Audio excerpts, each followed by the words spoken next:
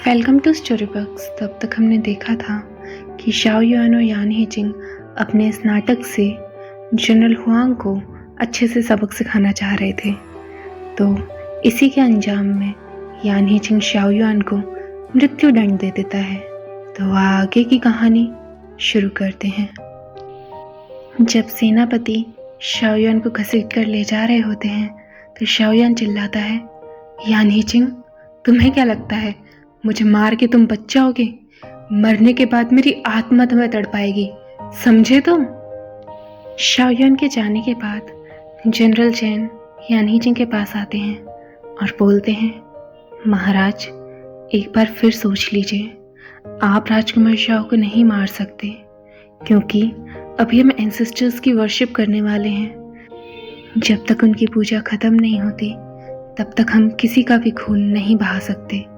तभी यान हीजिंग कहता है, आपकी बात सही है जनरल चैन, तो अभी इसे मृत्यु दंड देने का कोई फायदा नहीं है। अभी इसे इसके कक्ष में छोड़ाइए और इस पागल को अकेला छोड़ दीजिए। जनरल हुआंग इन सब को सुनकर मुस्कुरा रहे होते हैं। फिर सीन चेंज होता है। जनरल हुआंग दिखाए जाते हैं जो कि अपने सर्वेंट से बात कर रहे होते हैं और ये बता रहे होते हैं कि अब उन्हें शाओ युआन की मदद लेनी चाहिए क्योंकि उन्हें शाओ युआन पर विश्वास हो चुका है कि जितनी घृणा वो यान हीजिंग से करता है उतना ही शाओ युआन भी करता है। तो शाओ युआन से वेस्टर्न शू के सोल्जर्स लेकर उसकी मदद लेनी चाहिए। और वो वेस्टर्न शू के सोल्जर्स से कहता है, सैनिकों, मेरी मदद करो और मेरी ताकत बनो। उस पूजा के दिन यान हीजिंग का अंत होगा और मेरी जीत। कुछ दिन बाद शाओ युआन के यहाँ तियांगशंग काफ़ी परेशान हो रही होती है और पूछती है, राजकुमार शाओ, आपको घबराहट नहीं हो रही? कल पूजा संपन्न होने के बाद कहीं महाराज आपको सच में मृत्यु दंड ना दे दे। शाओ युआन सोच रहा होता है, काश मैं तुम्हें सच बता पाता। और वो तियांगशंग से कहता है, चिंता मत करो, तुम मुझे जानती हो ना, मैं हमेशा बुरी खबर को भी अच्छी खबर बना देता हूँ। तियांगशंग फिर कहती है, अच्छा, फिर मैं चलती हूँ, आप आराम कीजिएगा। उसके जाने के बाद शाओ युआन कुछ तो पढ़ रहा होता है। तभी पीछे से शाओ युआन के चेहरे पर कोई हाथ रखता है।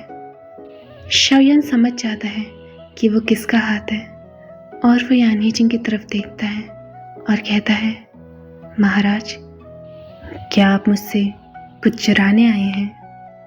यान हीजिंग कहता है, हाँ। और वो शाओ युआन को किस करने लगता है। किस करते करते शाओ युआन मन में सोच रहा होता है, ब्रदर यान नॉवल में तो एक सख्त लौंडे थे, मतलब डोमिनियरिंग मेल लीड, पर अब क्या हुआ? मतलब जब से मैं आया हूँ उसके बाद से चोरी छुपे वो मेरे से मिलने आ जाते हैं। यह इनसे उम्मीद नहीं थी। ओह ब्रदर यान, मुझे आप पे और प्यार आ रहा है। अब तो आप मेरे लिए कितना कुछ नहीं करते। और वो यान हीजिंग के चेहरे को सहलाता है और कहता है, तुम कितनी सुंदर नहीं हो लिटिल मिस, कहाँ से आई हो और कितनी उम्र है तुम्हारी, कितनी प्यारी हो तुम। कहीं तुम्हारी शादी तो नहीं हो गई? और अगर हो गई है तो मेरा दुर्भाग्य है, और नहीं हुई तो मेरे बारे में क्या कहोगी, बताओ? लिटिल मिस, मैं तो एक साधारण सा व्यक्ति हूँ, लेकिन हाँ, मन से काफ़ी अच्छा हूँ। तो बताओ, क्या तुम मेरी होना चाहोगी? यान हीजिंग शाओ युआन का हाथ पकड़ता है और कहता है, तुम्हारे मन में कुछ तो चल रहा है। शाओ युआन ये देखकर चौंक जाता है कि यान हीजिंग को कैसे सब पता चल जाता है। और वो कहता है, ब्रदर यान, कल हम आखिरी बार मुकाबला करेंगे हुआंग यू से। क्या आपको डर नहीं लग रहा?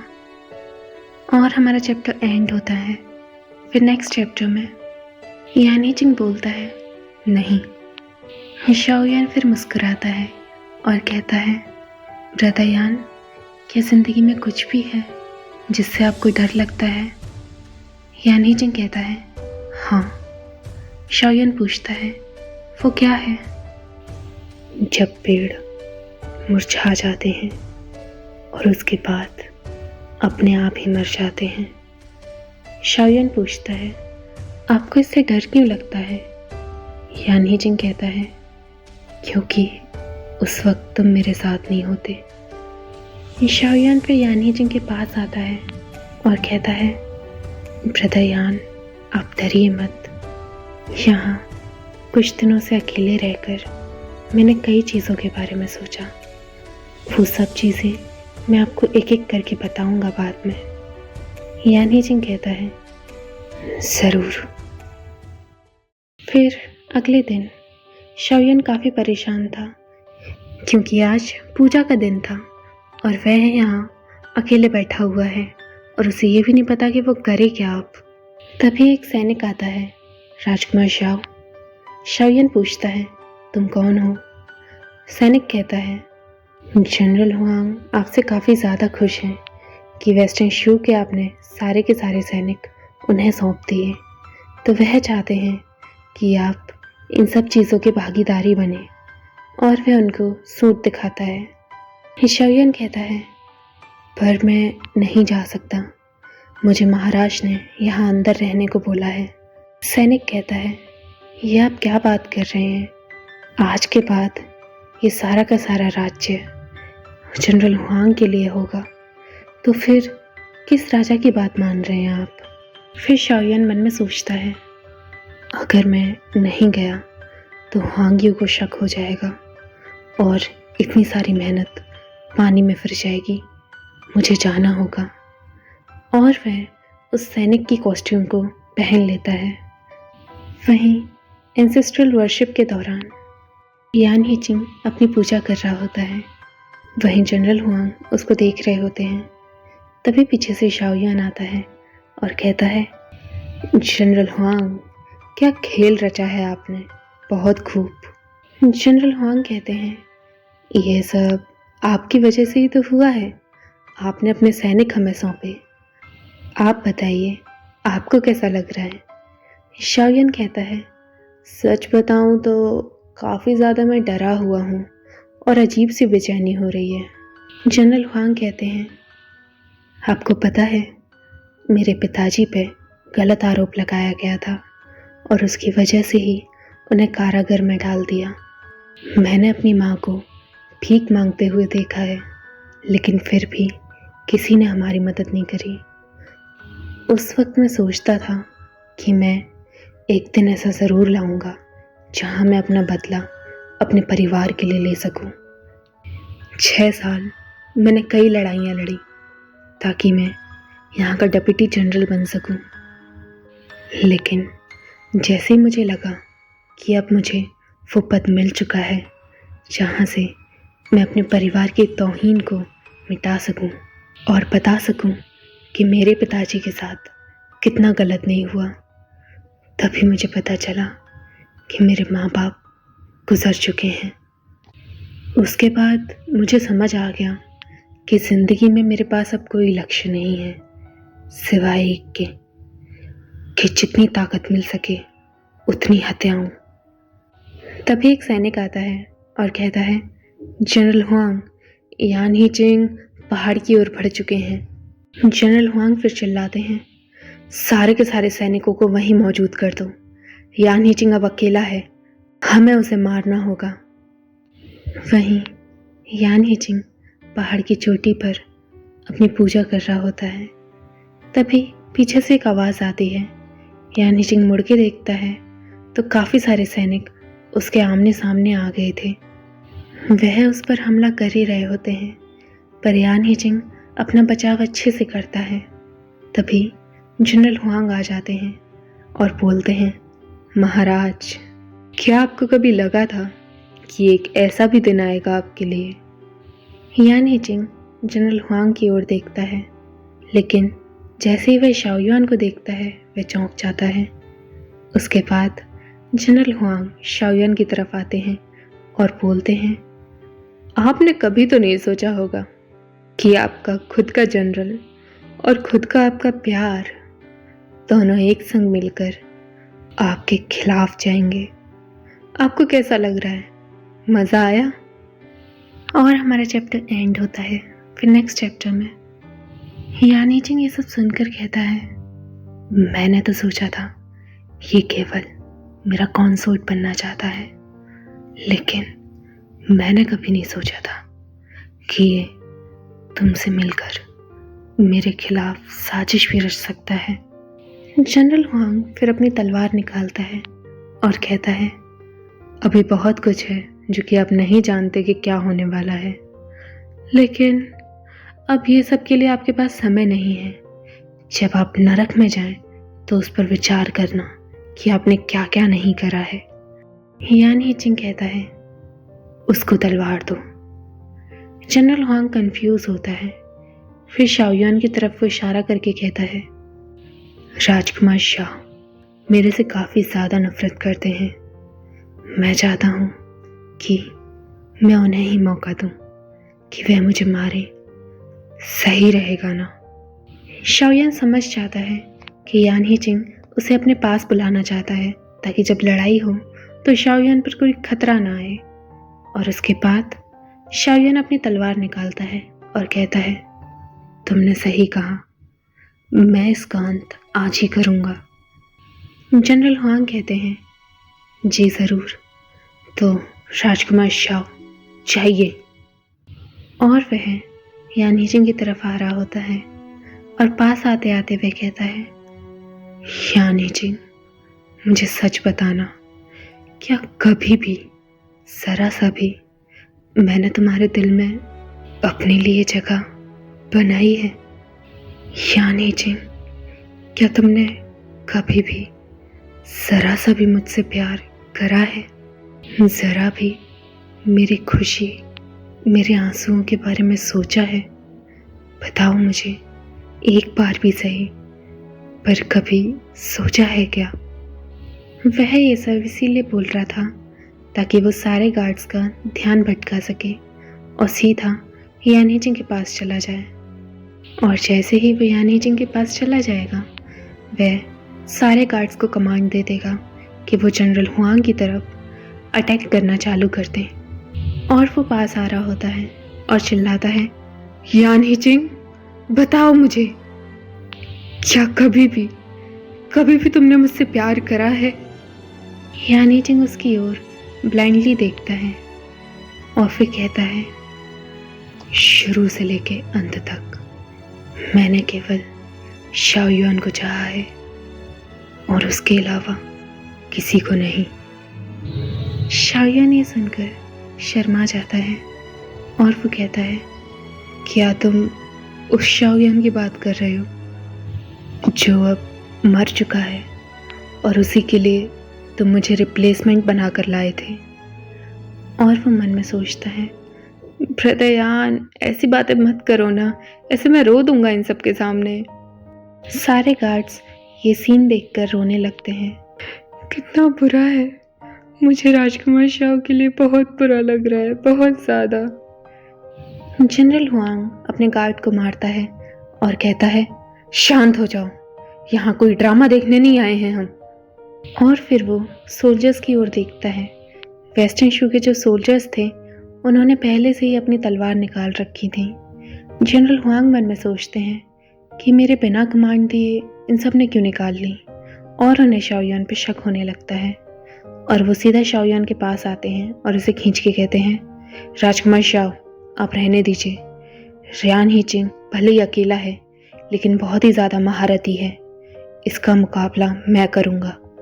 शाओयुआन कहता है, जी जनरल हुआंग आप सही कह रहे हैं।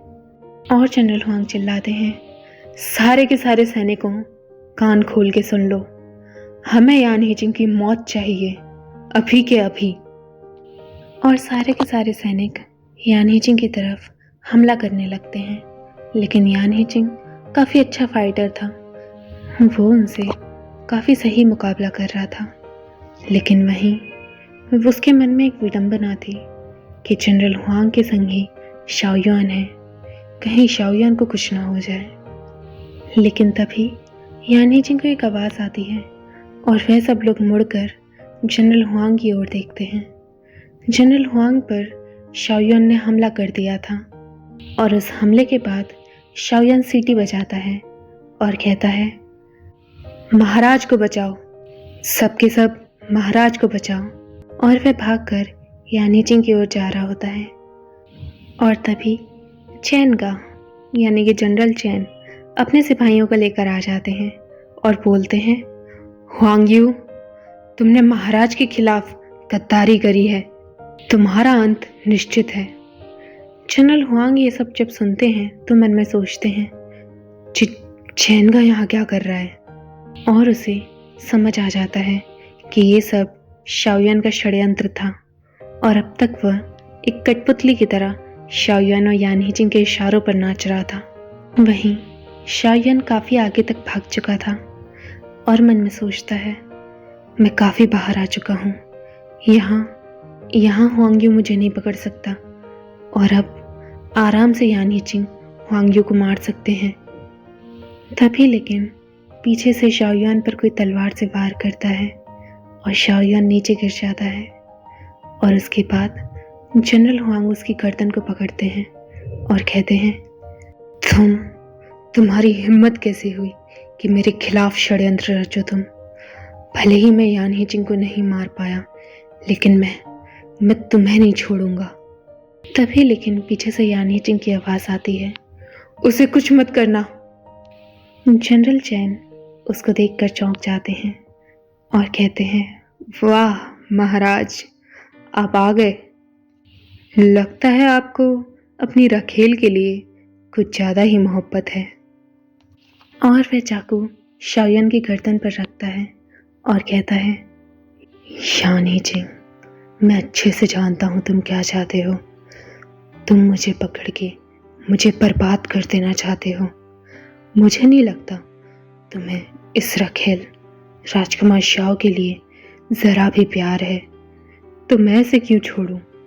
यान हीजिंग जैसे ही उसकी गर्दन पर चाकू का निशान देखता है तो वह डर जाता है और कहता है, मैं तुम्हें छोड़ दूंगा, उसको जाने दो।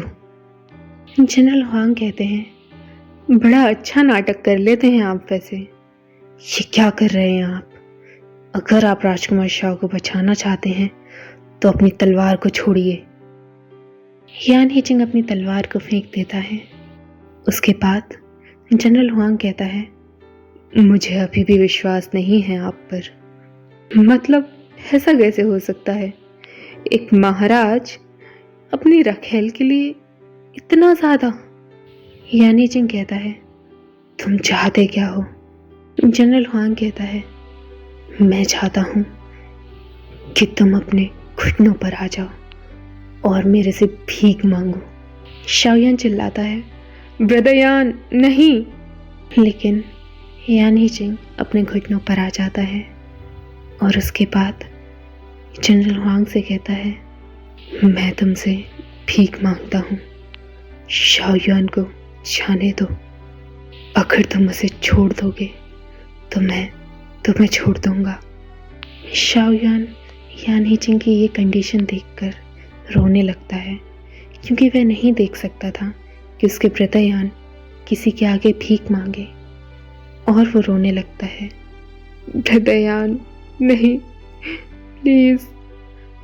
वहीं जनरल हुआंग चिल्लाते हैं, यान हीजिंग, एक बार खुद की हालत देखो, तुम एक मजाक हो, मजाक महाराज के नाम पर। लेकिन फिर भी तुम महाराज हो। ऐसा क्यों? किस लिए? और तुम समझते क्या हो? तुम मुझे छोड़ दोगे, उसके बाद क्या? मैं कहाँ जाऊंगा? तुम मुझे जनरल की तरह अपना लोगे? कैसे? यान हीजिंग, आज मैं तुम्हें सज़ा दे के रहूँगा, ऐसी सज़ा जो कि तुम आजीवन याद रखोगे। तुम अपनी पूरी जिंदगी रोगे यान हीजिंग, पूरी जिंदगी। तभी शाओयुआन पीछे से धक्का देता है और जनरल हुआंग और शाओयुआन दोनों गिर जाते हैं। शाओयुआन चिल्लाता है, रोए तेरे दुश्मन, और वे दोनों गिर जाते हैं। यान हीजिंग ये देखकर चौंक जाता है और चिल्लाता है, शाओयुआन। और हमारा चैप्टर एंड होता है और इसी के साथ हमारी वीडियो भी एंड होती है। अब ये स्टोरी ख़त्म ही होने वाली है, तो इसका इंतज़ार करते रहिए और लाइक्स कंप्लीट कर दीजिए ताकि मैं नया चैप्टर जल्दी से डाल पाऊँ। और आगे जानने के लिए देखते रहिए स्टोरी बक्स।